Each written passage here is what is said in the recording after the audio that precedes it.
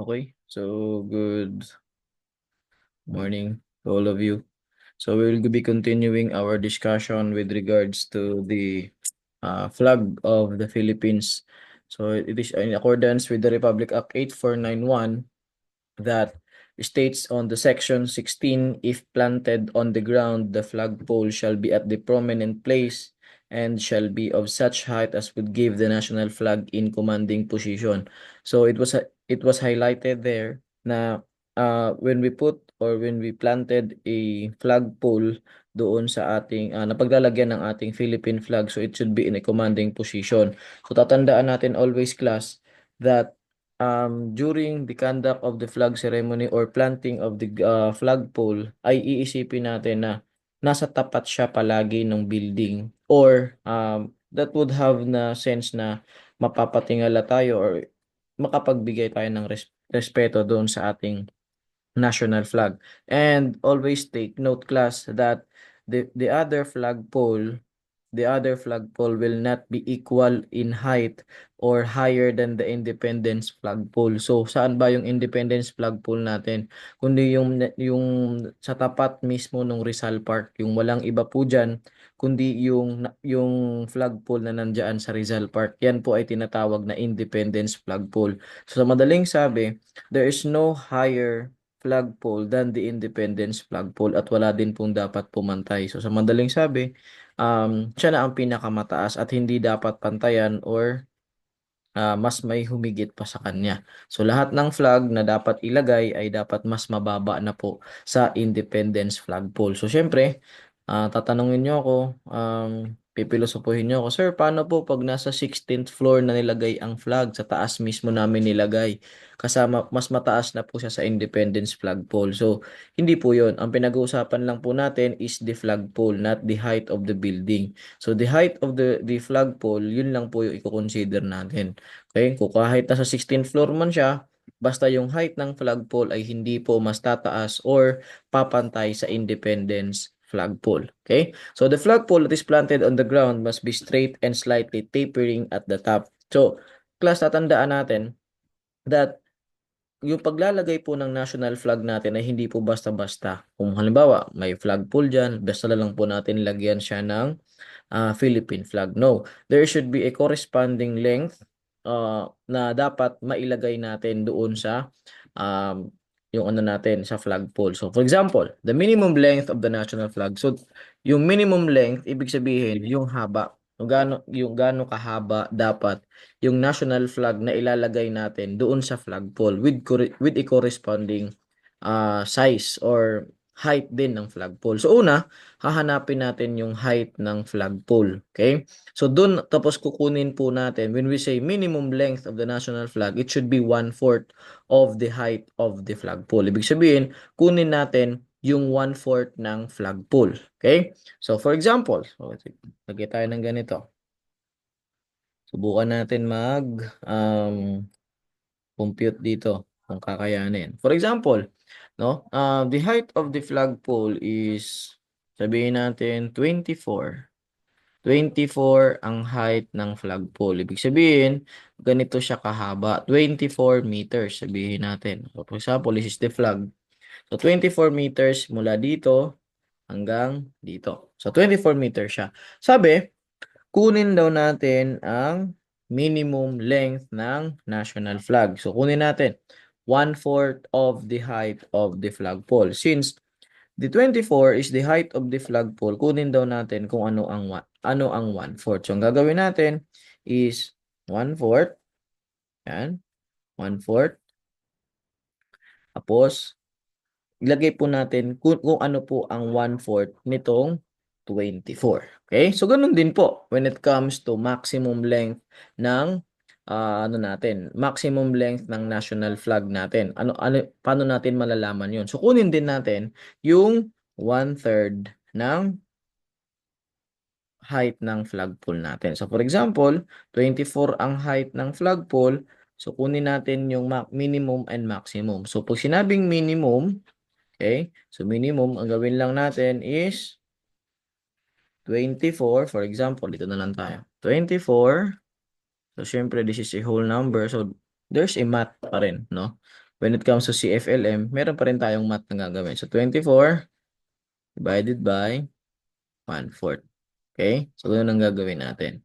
So, 24 divided by 4. So, ilan siya? 5, 6. 6. 6 siya. Then, let's multiply it to 1. Okay? Multiply siya. So, ibig sabihin, 6, ang sagot natin ay 6/1. So, syempre, sa ganitong sitwasyon, when it comes to fraction, pag 6/1, let's consider 6 ang sagot natin dito. Okay? So, yan po. So, kunin naman natin yung maximum length naman. So, 24 divided by 1/3. Okay? 24 divided by 3. So, 3, 6, 9, 12, 18, 21, 24. 7. 7 times 1. So, on the numerator of the 1/3. So, ang answer natin is 7 po. So, the minimum length is 6 meters on the height of the flagpole, which is 24. So, 6 meters ang height, ang minimum length ng flag dapat natin. And then, when it comes to the maximum length naman, 7 meters naman po. Okay? So, yun po yung kung paano hanapin yung maximum and minimum length ng ating flag. So, wag po tayo basta-basta maglalagay ng mga flag na basta-basta lang. But there is always a corresponding measurement when it comes to the putting or planting of the flagpole and also on the choosing of the Philippine flag. Okay? So, yan po. So, sana naintindihan po.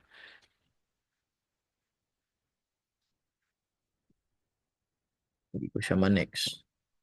Okay. Ayan. Okay? Ano ba to? Paano siya tanggalin? Teka lang ha. Teka lang. Ayaw niya matanggal. At gano'n. Ayaw niya matanggal. Ayun. Dito.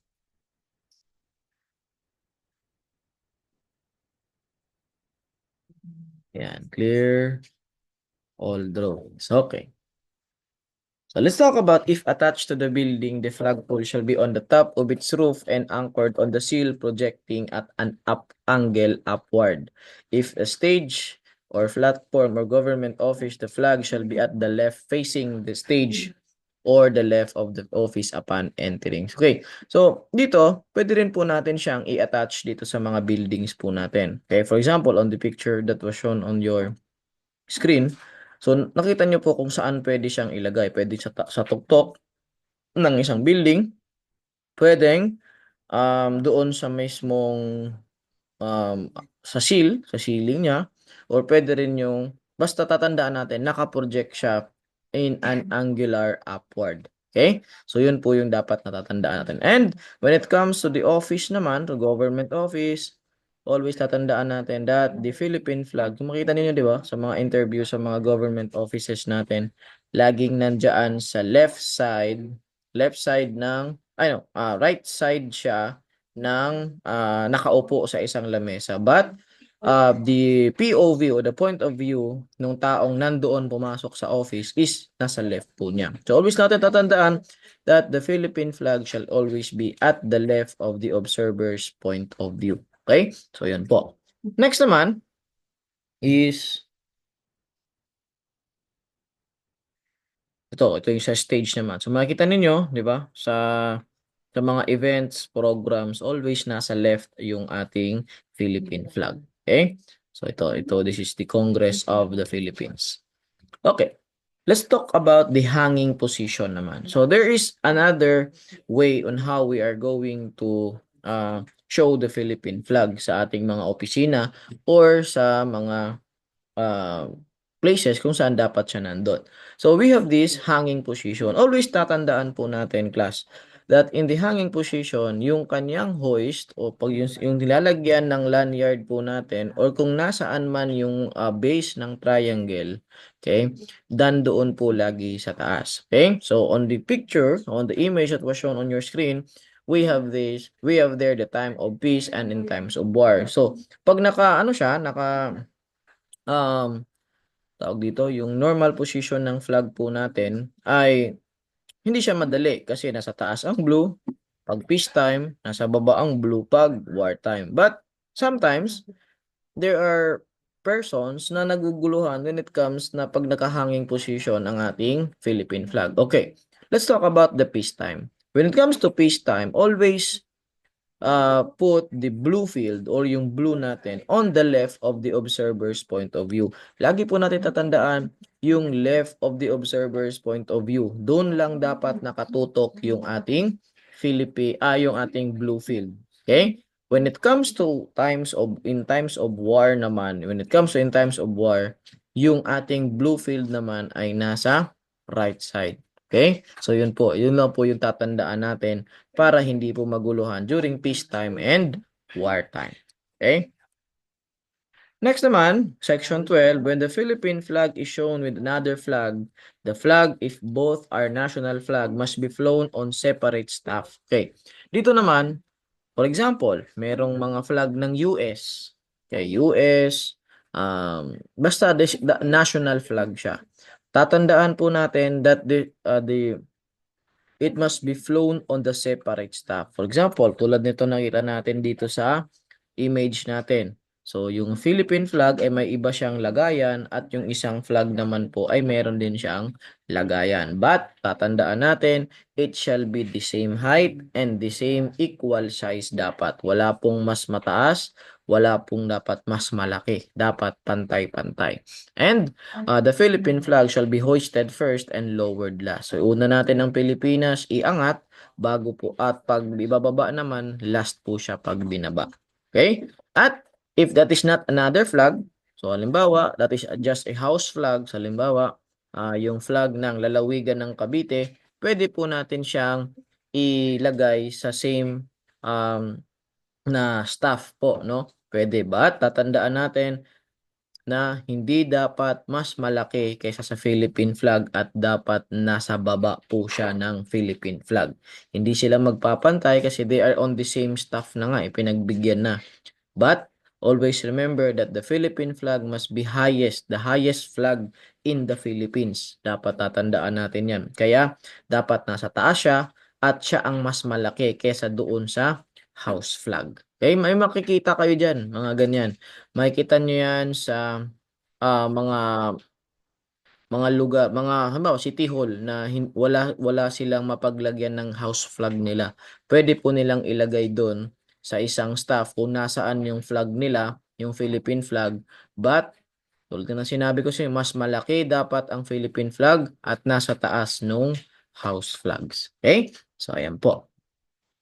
Next naman, when displayed with another flag, the Philippine flag shall be on the right side of the other flag. If there is a line of other flags, the Philippine flag shall be on the middle of the line. Okay? So, tandaan natin, pag maraming nakalinya o nakaline yung mga other flags po natin, ay dapat nasa gitna po lagi ang Philippine flag. At yung pagkaka-arrange po ng ibang flag po natin ay naka-arrange po siya into alphabetical from left to right. Okay? So, for example, ito, yung nasa kaliwa natin, ito, laser point na lang. Nababa ito, okay. Ito, nandito, pakanan po yan. Naka-alphabetical. But, nasa gitna po dapat yung ating Philippine flag. Okay? Next naman, when carried in the parade, so nakikita natin lagi yan pag nagko-colors, okay? Laging nasa harap po ang ating Philippine flag. Kung hindi naman national flag ang kasama niya. Pero kung national flag ang kasama, tulad ng sinabi ko, nasa gitna lang siya. Pero pag hindi national flag, nasa unahan po ang Philippine flag. Okay? So ito yung sinabi ko kanina. So pag it will be displayed from the other country's flag. So naka-arrange po siya. Nasa gitna ang Philippine flag at syempre yung order nung other flags is naka-alphabetical order from left to right. For example, nasa gitna ang Pilipinas. So nasa kaliwa yung Argentina, Brazil, Canada, Denmark. Ayan, tapos gitna, Pilipinas. Tapos sunod na naman, ano pa ba? Peru, Paraguay, basta naka-alphabetical siya from left to right. Okay? So in a house of row flags naman, row of the house flags, nasa front siya. Nasa front. Pag hindi naman national flag. Okay? At syempre, kung maraming house flags, naka-alphabetical order pa rin siya. From left to right. Okay? So, ayan po. And, syempre, pag parade, tulad ng sinabi ko, pag hindi naman house flags, okay? Pag hindi naman countries flags, nasa front po siya. Pero pag house flags, nasa, no, baliktad. Pag yan ay country flag, nasa gitna lamang po siya. Pero pag house flag ay nasa center o in front of the center of the first flag. Okay? Okay, so ayan po. Naulit lang yung iba dyan. Okay, so let's talk about section 14, a flag worn out through wear and tear. Okay, tatandaan po natin class na if there is a sign, okay, if there will be a sign that the flag is showing wear and tear, it shall not be thrown away. Hindi po basta-basta yan, itatapon lang. Okay, tatandaan natin na let's give respect to the Philippine identity. Okay, so the best way to ano, tawag dito, para mapalitan yung ating Philippine flag is ibababa natin siya, syempre. At syempre po, there will be a solemn burning of the Philippine flag showing wear and tear, and it will be replaced immediately. Okay? Dapat mapalitan po siya agad-agad. Okay? Pag nasunog po natin siya at mapalitan po natin agad-agad. Tatandaan natin, merong naging I don't know if you seen the viral picture na may nag-comment na isang Pilipino doon, no? Na bakit daw sinusunog yung Philippine flag natin. So maybe he or she was not informed to the proper disposal of our Philippine flag. May isang syudad sa Pilipinas klase na ang ginagawa nila ay pag nasunog nila yung flag, parang may urn sila, yung lagay ng abo, tapos nililibing nila sa likod mismo ng munisipyo. Okay? So, ganun nila pinapahalagahan yung Philippine flag natin. Okay? So, dapat pong sunugin yan pag nagkaroon ng sira at the same time, palitan po kaagad. Okay? Next. Okay? Section 15 naman po tayo. Okay? On the section 15, the flag shall be raised at sunrise and lowered at sunset. Okay, tatandaan natin kung kailan lagi ang flag raising ceremony. It is on Monday morning lagi. Monday morning. Please be specific. Kasi pag sinabi mo Monday, there is 24 hours a day. So, di natin alam kung kailan. Baka pwedeng hapon, lunch. Umaga po ang flag raising. Monday morning po lagi. Before the start of the official duty. And lowering ceremony naman every Friday afternoon. Okay? So raised at sunrise and lowered at sunset. So yun po yung ibig sabihin po nun. Next naman, okay. So the flag may be displayed inside or outside the building or on a stationary flagpole. Pwede natin i-display siya sa labas, pwede rin sa loob ng mga opisina natin as long as it clearly shows na nag-observe siya doon sa ating protocols, lalo na pag siya ay nasa labas, yung height ng flagpole, yung length ng Philippine flag natin ay dapat akma siya sa laki or sa haba ng flagpole natin and should be in a commanding position. Pag nasa loob naman ng opisina natin, alamin natin kung nasaan ang left ng observer's point of view ng mga taong pumapasok sa opisina natin. So yun po yung rule sa pagde-display ng flag natin. Dito naman meron dito, pwede rin sa top, pwede rin sa flagpole, pwede rin doon sa taas mismo ng building. Okay? At pwede rin, naka-flat siya against the wall vertically. So tulad nan, nakikita ninyo sa mga images na nandiyan, naka-flat siya vertically. Basta, during peacetime, tatandaan natin that the blue field is always on the left of the observer's point of view. Pag sinabing observer's point of view, yung mga nakakakita, nasa left dapat siya. Okay? Now, dito tayo sa vertical position flag na naka-display naman sa highway. Okay. Dito medyo ano siya, medyo mahirap siyang intindihin kung ang pagbabasihan natin ay yung tinatawag natin kanina na vertical general rule in the vertical position. So, ano nga ba 'yun? Recall tayo.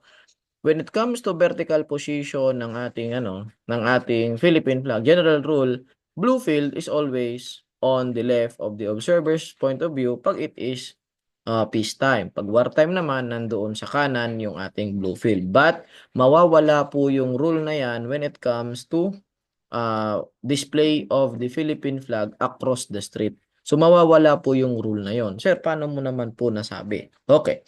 So let's read this one. Hanging in a vertical position po palagi pag nasa across the street and with the blue field pointing the east if the road is heading north or south. Okay. Isa-isahin natin. Pag ang ano daw, okay? Pag ang kalsada, okay? Pag ang kalsada ay north to south, okay? Equals blue field, okay, is on the east. Wag niyo nang hanapin yung red, okay? Wag niyo nang hanapin yung red kung nasaan man siya. Ang titingnan niyo palagi the blue field. Okay. Sunod naman, pag ang kalsada daw ay west to east, okay? West to east, ang ano dapat daw natin, ang blue field is on the north. Okay. Sir, paano ba nangyayari yan? Okay, paano ba nangyayari yun? Now, paano ba natin i-drawing siya? Teka lang Okay, dito na lang. For example, this is a west-east road. Sabihin natin ito. West to east road. So naman, this is the north. This is the south. Okay. So, itong kalsada na to, papuntang west or papuntang east. Okay. Ay, baliktad ba? Baliktad, baliktad. Baliktad, baliktad.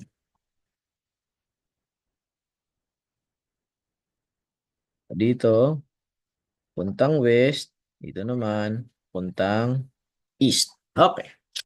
Saan daw natin ilalagay ang Philippine flag? Ano daw ang posisyon ng Philippine flag? Pag yan ay west to east. So, nakaganito siya. For example, nasa gitna siya ng kalsada, nakahang vertical ito Nakahang vertically. For example, ganito. Nakahang vertical ito. Okay? Okay. Tatandaan natin, pag that is west to east, yung blue field ay nandoon nakatapat sa north. Okay? So, ayan po yung magiging, kung dito tayo dumadaan, dito, makikita natin na ang blue field ay nasa kanan po natin. Okay? Kasi, nasa kanan po yung north natin. So, ito yung masasabi ko sa inyo na na-violate niya yung general rule when it comes that the blue field is always on the left of the observer's point of view if that is a peacetime. Pero dito, mawawala po yun kasi nasa street po siya. Ang uunahin po natin is the geographic, the locator. So, yung north, east, west, east po dapat ang susundin po natin. So, if the road is heading west to east, the blue field is always on the north. Okay. So, drawing naman tayo ng north to south. North to south naman. This will be on the north. This will be on the south. West, east. Okay. Ayan po. So, lagyan natin vertical position na naman yung flag. Ayan. Vertical. So, pag heading west, north to east, north to south daw, ang kalsada, dapat nandoon. Kung nasaan nakatutok ang east, doon dapat din ang blue field natin. So, ganun pa rin. Pag ikaw ay nandito, south papuntang north ka, nasa kanan mo ngayon ang blue field. Pag north to south ka naman, nasa kaliwa mo ang blue field. So, yun po yung rules natin when it comes to the display of the flag across the street. Okay? So, yun po yun. Okay? So, sana naging malinaw po sa atin yun. Okay? So, ayan po. Next will be, so ito yung ano natin. So on the image na nandito po class, no? So there is a misnomer po talaga sa nangyayari. Lalo-lalo na ito if you can identify the location of this. Ayoko na magbanggit kung saang lugar ito, no? Basta nangyayari ito sa Pilipinas. Basta ang hint ko lang sa Cavite ito. Okay? Usual naman sa Cavite nagkakaroon lagi ng flag day. So from May 28 to June 12, nagde-display na po sa Cavite ng mga flag. But there is a concern there. Okay? For example, this is a highway. Okay, this is a highway, no? This highway here is sabihin natin itong highway na to is north to south. Okay? North to south. So west, east. Okay? Ngayon, itong south to north muna tayo. South to north. Itong flag na ito, itong nasa kanan. Tama ba siya or mali? 'Di ba? So, kung magbabasihan natin is the general rule in putting in vertical position, tama ito. Tama itong south to north. But, sabi ko nga sa inyo, if it is hung vertically across the street, tingnan po natin kung nasaan ang north, west, south, and east. So, pag iyan ay north to south and south to west, north to south and south to north, the blue field is always at the east at pointing at the east po lagi. Okay? So, doon po natin laging titingnan. Dapat itong flag na ito, yung blue field dapat niya ay nandito po. Baliktad po dapat yan. Pareha sila ng postura nito. Dapat. Kasi ito, manggagaling dito, manggagaling sa north, papuntang south. So, nasa kaliwa nila yung east. Tama naman. Nandun din sa kaliwa yung blue field po natin. Okay? So, ayan po yung tatandaan po natin across the state. So, may makikita kayo po dyan na ano, I don't know, kung kung bakit nangyari yon, but that is a rule po when it comes to the street displaying of the flag across the street. Okay? Next.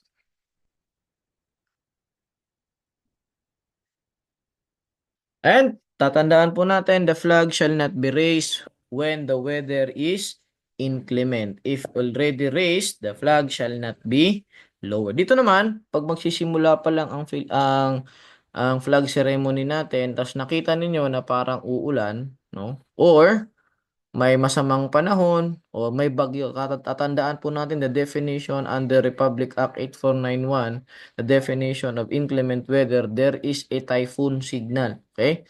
May typhoon signal na po ang inclement weather. Sa atin kasi, on the layman's term, pag sinabing inclement weather, inclement siya pag medyo makulimlim, may ambon, yan. Yan yung ano natin. But in the 8491, ang inclement weather po ay meron na pong typhoon signal. Sabi nga, signal number 1 na. Kaya signal number 1 na sa Cavite. So, dapat po, hindi na po dapat i-erase yung Philippine flag po nun. Okay? Pero kung sakali, wala pang inclement weather nung time na yon, naiangat mo na ang Philippine flag. Ibababa mo pa ba? Siyempre, hindi na po. Hayaan mo na po siya doon sa taas. Okay? So, yung pitatandaan natin. Pag naabutan ka na ng inclement weather at naitaas mo na ang Philippine flag, wag nyo na pong ibababa. Hayaan nyo na lang po siya doon. Pag hindi nyo pa naiaangat, wag nyo lang pong itutuloy if there will be an inclement weather. Okay? So, ayan po. So, paano ba natin dapat yan iangat ang Philippine flag natin? So, it will be hoisted to the top briskly. Pag sinabing briskly, mabilis. Okay? Pag unang tono pa lang, unang nota pa lang ng Philippine National Anthem natin, mabilis mo na kaagad inaangat yung ating Philippine flag. But, it will be on the opposite naman pag ito ay ilo-lowered ceremoniously. Pag sinabing ceremoniously, mabagal at syempre yung nakaakma doon sa seremonya. So magiging mabagal po siya pag ibinababa natin. So ang technique po doon na ginagawa, bago siya dapat bumaba ay matapos po muna yung pagkanta ng national anthem. At pagbaba po ng Philippine flag, It shall never touch anything beneath it, such as the ground, flood, water, or the other objects. Dapat po hindi po siya sumayad sa lupa. At kasama po sa seremonya ng pagbababa ng flag natin is yung pagtupi po ng Philippine flag. Okay, so pasensya na, hindi ko mapapakita sa inyo kung paano magtupi ng Philippine flag because yun nga, naka-online kasi tayo. Okay, so yun po yung mga procedure sa pag-conduct ng Philippine National Anthem at ano yung mga rules po dyan. Okay, so dito, on the conduct of flag raising ceremony ay dapat lahat ng government offices kasama ang educational institutions ay mag-observe po palagi ng flag raising ceremony every Monday morning and flag lowering ceremony every Friday afternoon. At yung pag-conduct po ng ceremony, it should be simple and dignified. Baka naman meron pang tawag dito, magpa-catering, magpa flag raising ceremony. Hindi na po. Basta sinabihan po all government offices and educational institution ay dapat mag-conduct ng Monday morning flag raising and Friday afternoon flag lowering ceremony. Okay? And sa mga tao na naman, so in the section 19, the office of the president upon the recommendation shall issue the rules and regulation for the conduct of the flag raising ceremonies. Okay? So dito naman, okay? During the flag raising ceremony, so siyempre mag-a-assemble tayo. Mag-a-assemble tayo kung paano natin gagawin ang Philippine flag natin. So tatandaan natin, pag nagsimula na po ang ating flag ceremony, no, tumugtog na ang national anthem, lahat ng tao ay mag-stop, including moving vehicles. Okay? Include po natin yung mga moving vehicles, dapat po sila ay nakastop. At paano po ba yung mga mga persons na present doon sa sa area natin doon. Okay? So dapat place their right palms over their chest. So yung nakikita po natin, ino-observe natin palagi. Okay? Those with hats shall uncover, yung mga nakasombrero, alisin, except po doon sa ating mga uniformed personnel. Those in military, tatanda natin yung definition ng military, AFP, kasama po ang tri-bureaus, the PNP, the BFP, and then the BJMP, kasama po sila sa term na military. Scouting, scouting, Boy Scout, ayan, Girl Scout, ayan. Security guards and citizen military training uniforms shall give salute. Okay, dapat kasama po sila sa pagsasaludo. Wala po diyang nakalagay na criminology student. Okay? So, huwag masyadong snappy, class. Okay? Pag ikaw ay naka-GOA, syempre, you are a private person pa rin. So, you place your right palms over your chest. You are not part of the uniformed personnel. Okay? Kaya, you are not entitled to salute. But if you are a member of scouting, security guard, or citizen military training uniforms, you can give a salute as prescribed by the regulation. Okay? Next, during the flag lowering naman, so it will be lowered solemnly and slowly. The flag shall be down the mast at the sound of the last note of the anthems. Okay? So, dapat matapos yung pag-lowered ng Philippine flag natin doon mismo sa pinakadulong nota ng ating national anthem. Okay? Okay, so let's talk about half mast naman. Okay? So on the half mast, ginagawa siya as a sign of mourning to all buildings and places where it is displayed. So pag ito ay simbolo ng pagdadalamhati. Bakit? Kasi merong mga opisyales na namatay doon sa opisina na yan. Okay? But not all of the government persons ay entitled for the half mast. Okay? Tatandaan, hindi lahat ng government employees ay kasama po sa pag-half mast. Meron lamang po mga certain na tao kung sino-sino lamang. At syempre, yung certain days kung ilang araw dapat naka-half mast. Okay? Yung magiging basis natin kung ilang araw is on the day of the official announcement, ha? On the day of the special announcement, kung kailan sila namatay. For example, namatay sila ng ganitong araw. Magbibilang lamang po tayo ng ilang araw bago tuluyan ng hindi na i-half mass. Okay? So, ilang araw ba yon? So, we have here two tables. So, pag yan ay presidente or former president, 10 days lamang po dapat yan naka half mass. So, for example, in-announce na namatay siya ng itong araw na to. Ano bang araw ngayon? Yan, namatay siya ng ganitong araw ngayon, magbilang ka lang ng 10 days. 10 days. Dapat yan, dapat 10 days lang naka half mass, hindi only. Okay? Only days. Okay? Pag Vice President naman, Chief Justice ng Supreme Court, President ng Senate, Speaker of the House, 7 po. 7 days. Cabinet Secretary, Associate Justices of the Supreme Court, members of the Senate and House of Representatives and Chief of Staff of the Armed Forces of the Philippines, the Director General, ito yung Police General na ngayon sa PNP, 5 days lamang po sila. Okay? Yung mga head ng mga national government agencies, including government-owned and controlled corporations and government financial institution, 3 days po sila. Okay? Yung commanding generals ng Philippine Air Force, Army, Philippine Army, and Philippine Navy, 3 days din po sila yung kanilang pag-half mass. Yung governors, vice governors, city and municipal mayors, city and municipal vice mayors, 3 days din po ang half mass. Okay? And syempre, yung members ng Sangguniang Panlalawigan, Panglungsod at Sangguniang Bayan, on the day of the interment po yun. Pag sinabing on the day of the interment, yung araw ng libing lang, naka-half mass. Hindi po yung, for example, itong A to F po natin, may bilang po mismo, may bilang.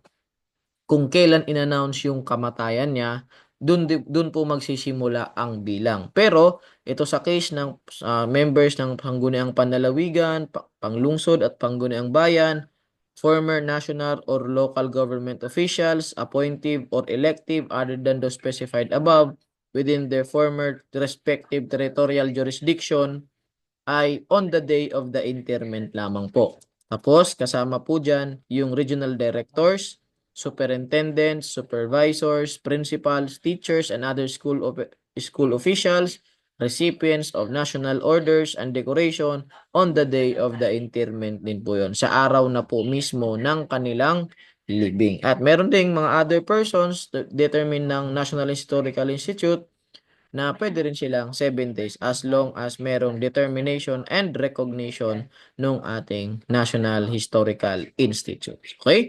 So yun po yung bilang lamang ng bilang lamang ng araw kung kailan lang tayo nag-half mass. Class, tatandaan natin that the half mass, okay, ay hindi lamang po yan ginagawa pag may namatay. Kasama din po dyan yung pag may calamities and tragedies na nangyari sa bansa natin. Okay?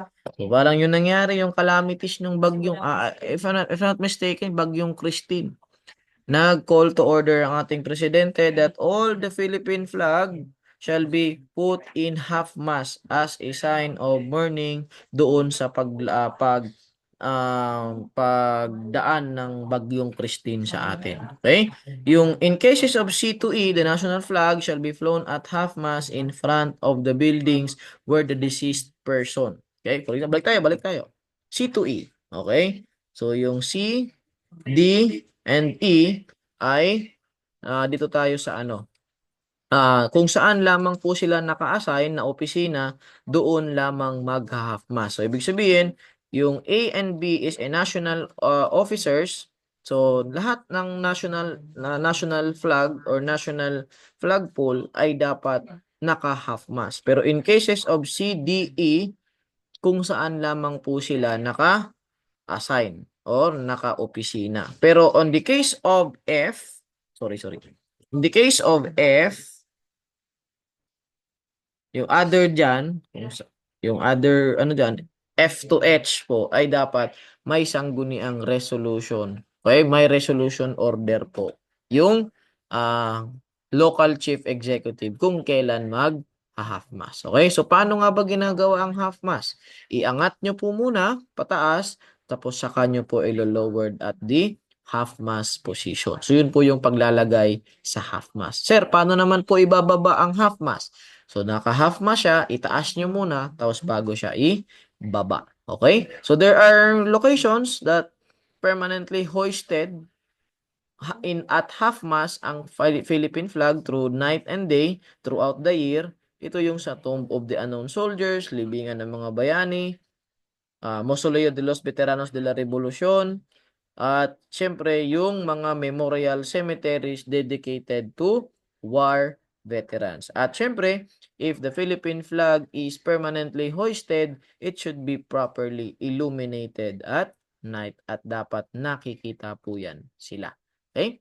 So yan po yung sa half-mast po natin. When it comes to casket naman, sino lang ang may karapatan na malagyan ng flag ng Philippine flag pag ikaw ay nasa kabaong na. So, hindi po lahat ng Pilipino ay entitled para malagyan ng Philippine flag. So, pag ikaw ay honored dead of the military, part ka ng military, veterans of the previous wars, national artists, and the civilians who have rendered distinguished service to the nation.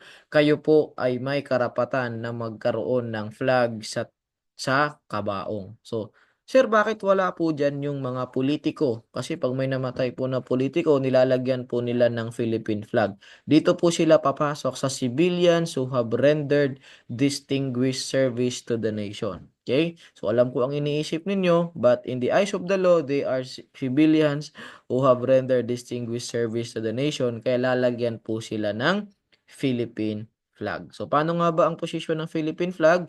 Yung white triangle natin ay dapat nandoon sa ulo nung namatay, nung yumao. At syempre, yung blue field, okay? Yung blue field ay dapat nasa right side ng casket. Sa madaling sabi, yung nasa harapan. Halimbawa, nilagay ang casket dyan, yung nasa harapan, yung nakikita mismo natin, dapat yung blue field. Okay?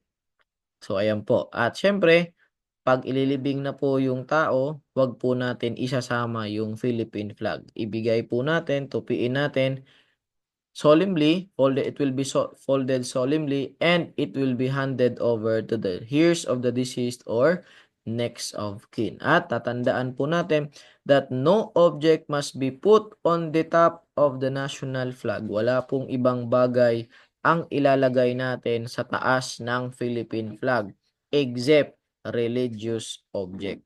Okay? Sinabi ng batas, religious object. Bakit? Kasi may mga